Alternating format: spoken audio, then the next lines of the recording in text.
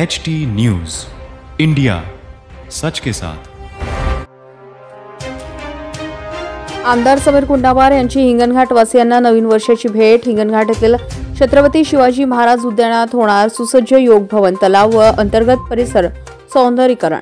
बाल उद्यान विशेष निधी अंतर्गत 2.75 कोटी मंजूर। आमदार समीर कुंडावार यांची माहिती।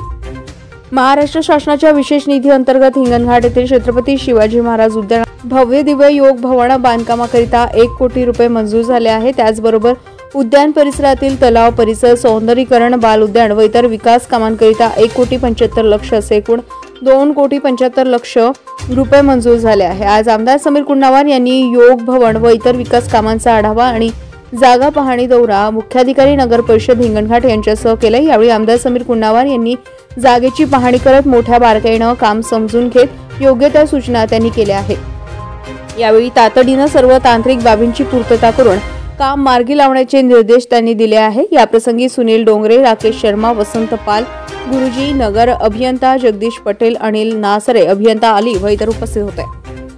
HT न्यूज मुख्य संपादक अब्दुल कदीर बख्श।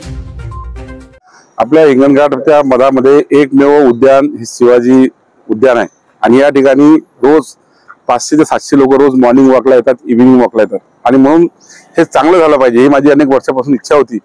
पण नगरपालिका हे करू शकत नाही, नगरपालिकेला फंड्स त्यांच्या ओन फंडातून ते करू शकत नाही, म्हणून याला रिस्ट्रिक्शन आहे। आणि म्हणून आता माननीय मुख्यमंत्री एकनाथ शिंदे साहेबांना आम्ही विनंती केली आणि त्यांच्याकडून विशेष निधी या शिवाजी पार्कसाठी आता मंजूर करून घेतला।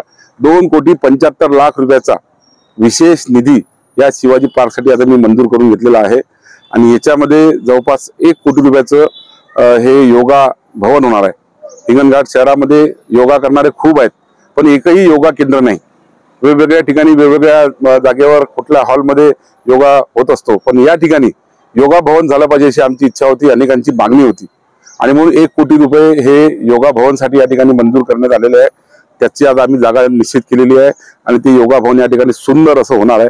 त्याचप्रमाणे या उद्यानाचं पूर्ण नवीनीकरण, त्या ठिकाणी जो तलाव आहे त्या तलावाचं पण चांगलं नवीनीकरण करणे, सौंदर्यीकरण करणे आणि पाथवे असेल, लहान मुलांसाठी किड झोन असेल, हे सर्व तयार करण्यासाठी जवळपास 1,75,00,000 रुपये या ठिकाणी आता मंजूर केलेले आहे आणि म्हणून याच्यामध्ये या ठिकाणी लाईट्स, या ठिकाणी पेवर्स, या ठिकाणी किड झोन, या ठिकाणी छत्रपती शिवाजी महाराजांचा पुतळा आहे त्याचं सौंदर्यीकरण, तलावाचं सौंदर्यीकरण, हे सर्व या ठिकाणी अनेक छोट्या प्रमाणामध्ये झू म्हणजे प्राणी संग्रहालय त्याला म्हणता येणार नाही, पण पक्षी वगैरे या ठिकाणी ठेवता आले पाहिजे, जेणेकरून एका जमान्यामध्ये या उद्यानामध्ये वाघ होता, 1975च्या आधीची गोष्ट किंवा त्या काळातली असेल, या ठिकाणी एक वाघ होता।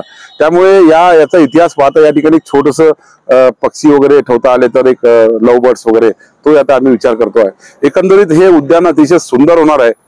लोक सकाळी या ठिकाणी फिरायला येतात, पण दुपारी पण आले पाहिजे, संध्याकाळी सुद्धा वॉक करता आला पाहिजे आणि संध्याकाळी सुद्धा या ठिकाणी लाईट इफेक्ट, कारंजे वगैरे असले पाहिजे, जेणेकरून अनेकांना या ठिकाणी येऊन संध्याकाळी त्यांना एक या ठिकाणी बसता येईल, आनंद घेता येईल, अशा पद्धतीचं एक सुंदर पार्क या ठिकाणी नवीनीकरण, सौंदर्यीकरणासहित आता आम्ही या ठिकाणी करत आहोत।